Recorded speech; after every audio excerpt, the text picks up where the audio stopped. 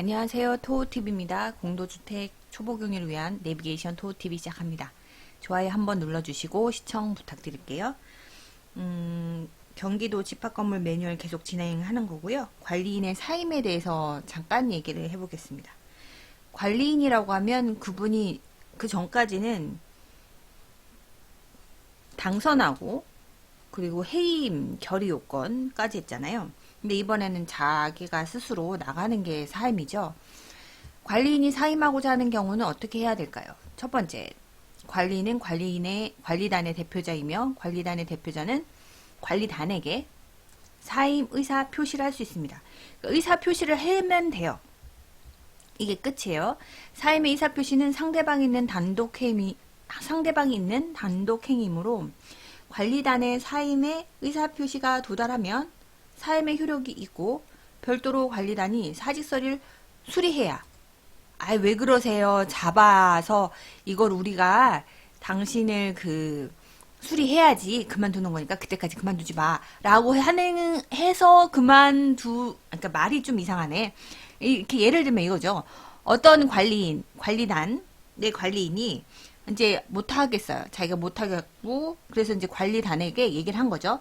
자기 그만두겠다고. 전화를 하든, 서면을 주든, 그럼 이제 그 전화를 받았을 때는, 왜 그래요? 서면으로 준 것도 아니고, 그냥 계속 해봐요. 이런 거하고 아니에요. 그리고 사직서를 줬어요. 사직서를 줬어. 왜 그래요? 우리가 그거 수리 안 했어. 그냥 계속 하세요. 이게 아니라는 거죠. 본인이 그냥 안 하겠다고 의사표시가 들어가면, 그죠? 그거는 바로 그걸로 인해서 이 사람은 사임하는 걸로 효력이 발생되는 거예요. 그래서 여기서 말하는 거는 관리단이 사직서를 수리해야만 사임의 효력이 발생하는 것이 아니라는 거죠. 그죠? 사임 의사가 관리단에 도달만 하면 그때부터 효력이 있는 겁니다. 만약에 내가 여기 집합건물 관리가 너무 부당하게 굴러가고 난 여기 더 이상 책임질 수가 없다. 여기서 더 이상 관리인으로 대표로 일을 할 수가 없다. 그럼 난 그만두겠다. 사직서 주고 나가시면 돼요. 그럼 난 그 사람 자체로 그분은 그 자체로 거기에 사임 처리가 되는 거예요. 근데 그 전에 위에 사례에서 그거 있었잖아요. 사람이 그 다음 관리인이 구해지지 않으면 어쩔 수 없이 통상적인 업무는 할 수밖에 없어요. 근데 결정적인 거, 소송이나 이런 거 있잖아요. 그런 거에 대해서는 좀 결정을 안 할 수가 있는 거죠. 어쨌든 사임 의사를 밝혔으니까. 여기는 법인에 관련된 얘기인데 그냥 상식적으로 한번 봅시다. 법인의 경우에 대표이사로 등기가 되어 있는 경우에도 사임을 하였으면 법인 등기와 상관없이 대표이사 권한이 소멸되지만 제3자에 대한 관계에서 여전히 대표이사로 인정될 수 있습니다. 권한은 소멸되는데 외부에서 봤을 때는 이 사람이 그 내부적인 걸 모르잖아요. 부채도사도 아니고, 그죠? 그럴 때는 대표이사로 인정될 수는 있다는 거죠. 그러나 관리단의 경우는 법인으로 등기하는 경우가 거의 없어요. 그죠? 그래서 이런 문제는 발생하지 않는다.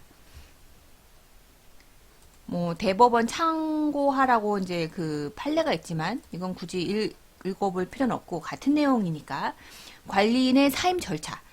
그럼 좋아요.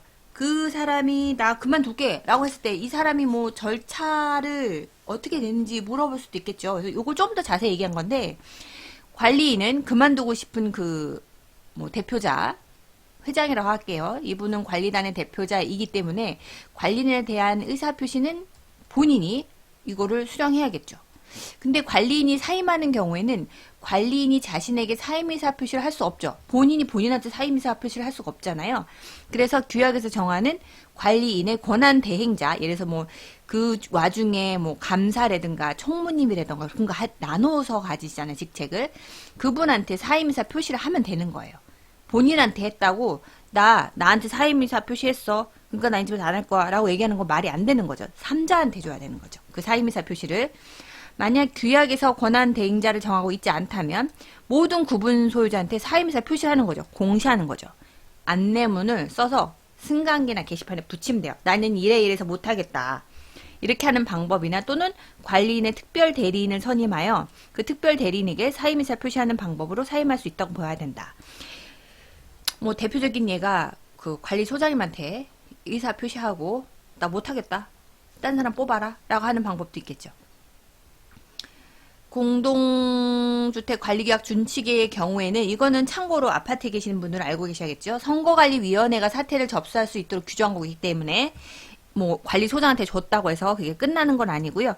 소장님께서 선거관리위원회한테 그거를 접수해서 전달을 해야겠죠. 왜냐하면 별도의 선관위가 있습니다. 관리인의 사임과 관리의 권한. 그럼 관리인의 사임으로 해서 공백이 발생한 경우는 그 관리인은 그로 인한 책임 부담을 하는가.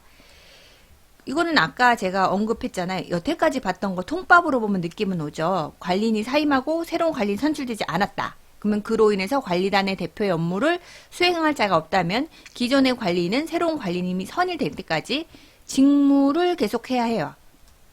요게 포인트. 다만 새로운 관리인을 선출하기 전까지 필요한 통상적인 업무의 범위만 해야지 주요한 업무나 그 뒤 이후에 있을 거대한 무슨 계약이나 이런 거는 하면 안 되겠죠. 그런 건 관리 권한을 행사할 수가 없습니다. 만약에 기존의 관리인이 관리를 계속하기에 부적절한 사유가 있다면, 만약에 그분이 부적절한 사유가 있으면 뭐 다른데 분쟁에 쟁의해서 소송을 걸렸다든가, 아니면 그 관리단이나 아니면 다른 이득에 관련된 무슨 하여튼 부적절한 사유, 좋지 않은 사유가 있으면 이 사람 너 그만둬 해서 아 오케이 알았어 나 그만둘래 하고 뭐 이런 식으로 사임했다. 그러면 그 사람은 공석으로 아예 보고 그 사람이 관리를 할 수 없어요. 왜냐하면 부적절한 사유잖아요. 그럴 때에는 새로운 관리인이 선출되지 않았다는 이유로 계속해서 이 사람이 통상적인 업무를 하면 안 되는 거죠. 그죠? 그럴 때는 위임하시는 그 분이 통상적인 업무를 하셔야겠죠. 그래서 사임한 관리인이 관리 업무를 계속할 의무를 부담하는 경우에 부적절한 관리 행위로 인해서 관리대는 손해를 입혔다면 관리단이나 구분 소유자는 사임한 관리인을 상대로 손해배상 청구도 할 수 있어요. 근데 이거는 입증이 좀 어려워요. 이거는 이제 법대로 소송 들어가야겠죠. 자, 그러면 다음 거는 관리인의 관리에 관한 정보 제공 및 자료 열람 및 복수에 대해서 말씀드리도록 하겠습니다. 오늘도 실력을 키우고 화이팅! 좋아요, 구독, 공유, 알람 신청 부탁드립니다. 또 뵙겠습니다. 감사합니다.